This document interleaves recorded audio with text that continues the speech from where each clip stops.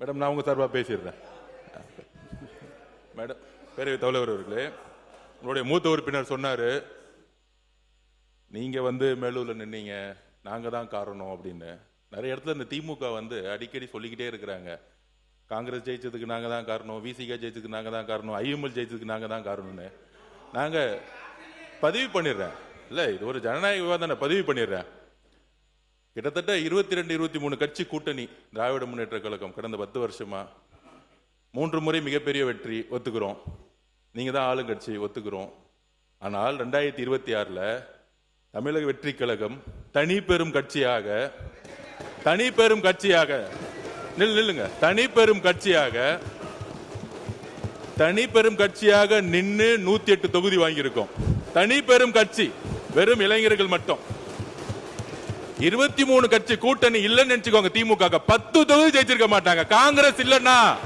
காங்கிரஸ் இல்லன்னா, விசிகே இல்லன்னா, கம்யூனிஸ்ட் இல்லன்னா, ஐஎம்எல் இல்லன்னா, சென்னையிலே இஸ்லாமியர்கள் ஏன் ஓட்டு போட்டாங்க தெரியுமா? விசிகேவும் காங்கிரசும் ஐஎம்எல் இருந்தாலும் இஸ்லாமியர்கள் ஓட்டு போட்டாங்க சென்னையில. இதுவரைக்கும் திமுக 62ல இருந்து நானும் பார்த்துட்டு இருக்கேன், பெரிய தோல்விகள் சென்னையில இருந்ததே கிடையாது. ஆனால் தமிழக வெற்றி கழகத்துல 14 தொகுதி தோத்துருக்காங்க, 14 தொகுதி.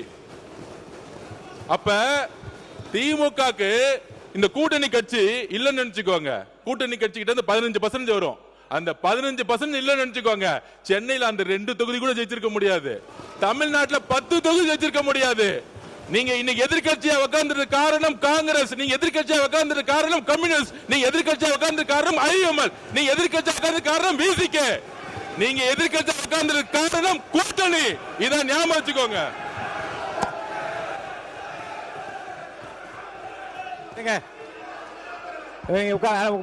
உட்காருங்க போதும். ஒரே ஒரு நிமிஷம். எங்களை மாதிரி திமுக தனியா நின்று ஒரு தேர்தல் 50 சொல்லுங்க பாப்போம், 50 தொற்று சொல்லுங்க பாப்போம். ஒரே ஒரு தேர்தல் திமுக தனியா நின்று 50 தொற்று சொல்லுங்க, அப்பதான் இந்த கூட்டணி கட்சியோட அருமை திமுகவுக்கு தெரியும். உட்காருங்க. மாண்பு உறுப்பினர் பாருங்க, விவாதம் திசை திருப்பி கொண்டிருக்கிறது. உறுப்பினர் கோவை செடியன் மட்டும் பதில் சொல்லலாம். உறுப்பினர் கோவை செடியன் மட்டும் அனுமதி, அவர் மட்டும் பதில் சொல்லலாம். மற்ற பாருங்க, இனி இந்த விவாதத்துக்கு புள்ளி வைக்க விரும்புகிறேன். கோவை செடியன் பதில் சொன்ன அடுத்த கட்டத்துக்கு போக வேண்டும். உட்காருங்க, அவர் மட்டும் தான் பேசணும். மாண்புமிகு பேரவைத் தலைவர் அவர்களே, நீங்கள் எல்லாம் வெற்றி பெற்றதற்கு எதிர்க்கட்சியில் இருப்பதற்கு நாங்கள் தான் காரணம் என்கிறார். நான் ஒன்றை சொல்ல விரும்புகிறேன். ராஜீவ்காந்தி படுகொலை பாரத பிரதமராக ஆனதற்கு பிறகு ஒற்றை இடத்தில் தான் துறைமுகத்தில் வெற்றி பெற்றார். ராஜீவ்காந்தி தான் சொல்ல, ராஜீவ்காந்தி படுகொலையான பொழுது ஒற்றை இடத்தில் தான் ஜெயித்தார், துறைமுகத்தில். வேடிக்கையோடு சொல்லுவார், கடலாடி வருவாய் என காத்திருந்தேன் வரவில்லையே தம்பி என்று சொல். அது ஆக அதையும் ராஜினாமா செய்தார். வெறும் 0 திராவிட முன்னேற்ற கழகம், 0த்திலிருந்து இந்த தமிழகத்தை ராஜ்யமாக ஆண்ட இயக்கம் திராவிட முன்னேற்ற கழகம். வெற்றி தோல்வி வரும் போகும், அது நிரந்தரம் அல்ல.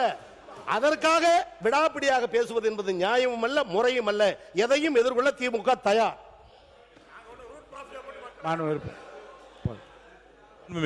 ஒரே ஒரு நிமிஷம், இவரும் கேட்டு அப்புறம் நீங்க சொல்லலாம். நீங்க சொல்லுங்க மாண்பு உறுப்பினர் நேரு அவர்கள். அவர் கேட்டபோது சேர்த்தே சொல்லிடுங்க பதில். மாண்புமிகு பேரவைத் தலைவர் அவர்களே, கூட்டணியில் இருந்து வெற்றி பெற்றோம் என்று அது நாங்கள் ஒத்துக்கொள்கிறோம், அதெல்லாம் ஒன்றுமில்லை.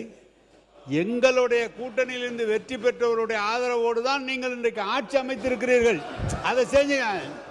உங்களுக்கு அவ்வளவு ரோசமா தனியா நின்னா அவரை வெளியே அனுப்பிச்சு விட்டு ஆட்சி வந்தீங்க.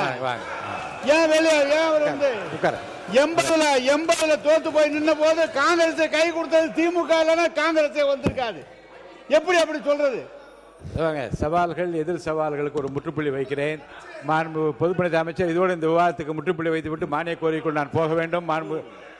மாண்புமிகு பேரவைத் தலைவர் அவர்களே, இங்கு ஒவ்வொரு கட்சிக்கும் தனித்த அடையாளம் இருக்கிறது. ஒரு தேர்தல் முடிஞ்ச பிறகு யாருடன் சேர வேண்டும், யாருடன் ஆட்சி அமைக்க வேண்டும், அந்தந்த கட்சியோட நிலைப்பாடு. இது யாருக்கும் அடிமை கிடையாது.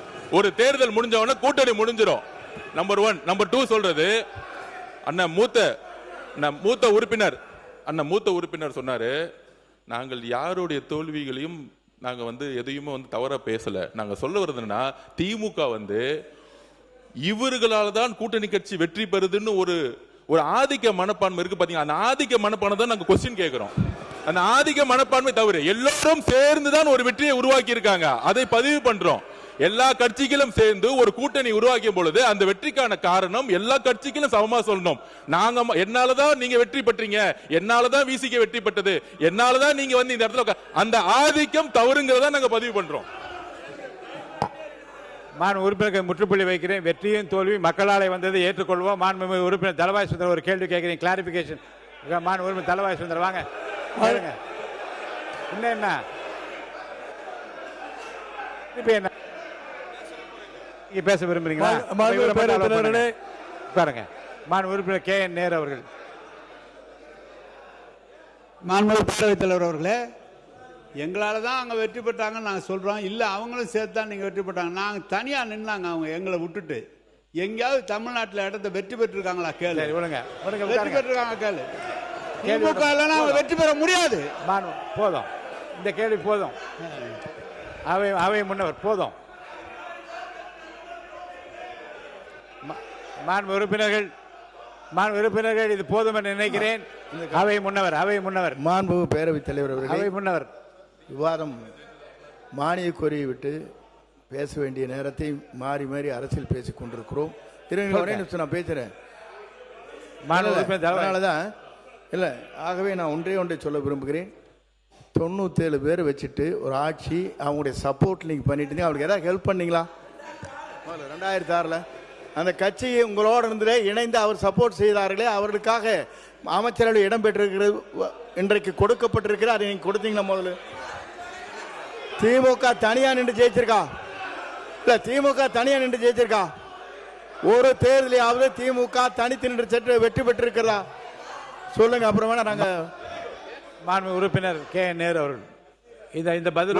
மாண்பு பேரவைத் தலைவர் அவர்களே, என்ன சப்போர்ட் பண்ணலான்னு, என்ன ஹெல்ப் பண்ணலான்னு மத்தியில் முதல் பிரதமர்னு சொன்னது திமுக சொன்னார். மத்திய அரசு அமைப்பதற்கு ஆதரவாக இருந்தது திமுக. 2 முறை ஆதரவாக இருந்தது திமுக. என்ன சப்போர்ட் பண்ண? நாங்க சப்போர்ட் பண்ண. இவங்க மட்டும் 26 பேர் சார் சொல்றேன், நான் சொல்லிடுறேன். 26 பேர் இல்ல, பாமகவை சேர்ந்த 21 பேர், 22 பேர் அன்னைக்கு இருந்தாங்க. பாமகவை சேர்ந்த 22 பேர் இருந்தாங்க. எனவே இவங்க ஆதரவு மட்டுமல்ல, பாமக ஆதரவு எங்களுக்கு இருந்தது. எங்களுடைய ஆதரவுல மத்திய அரசு அமைச்சிட்டு இவங்க எங்களுக்கு ஹெல்ப் பண்ணாங்களான்னு கேட்கிறார். ரொம்ப நீங்க மாண்பு உறுப்பினர் கே பி அன்பழகன் விவாதத்தை தொடங்கலாம். மாண்பு உறுப்பினர் கே பி அன்பழகன் விவாதத்தை தொடங்கலாம். இல்ல I mean, I don't allow anyone to speak now. Only KP Anbazhagan. மாண்புமிகு பேரவைத் தலைவர் அவர்களே, மாண்பு அவை முன்னவர் பேசிருங்க. போதும், இதோட கடைசியை இறுதியாக முடிச்சுக்கலாம். பேசுங்க. மாண்பு பேரவைத் தலைவர் அவர்களே, மாண்பு முன்னாள் அமைச்சர் அவர்கள் பேசுகிற போது 11 அமைச்சர் வாங்கிட்டு தான் நீங்க இதை பண்ணீங்க. நல்லா தெரியும். நாடு 11 அமைச்சர் அங்கே இடம்பெற்றீர்கள், அது மறந்து விடக்கூடாது. இந்த டாபிக் இதோட மாண்பு உறுப்பினர் தாரகி பட் நீங்க ஒரு நிமிஷம் மட்டும் சொல்லி முடிங்க. வாங்க பேசுங்க. என்ன சொல்ல வரீங்க சொல்லுங்க. மாண்புமிகு பேரவைத் தலைவர் அவர்களே, அவங்க இன்னைக்கு ஆட்சியை பற்றி எல்லாம் பேசிட்டு இருக்கிறாங்க. இன்னைக்கு அவங்க சொல்லாங்க தனியா நிக்க முடியுமான்னு.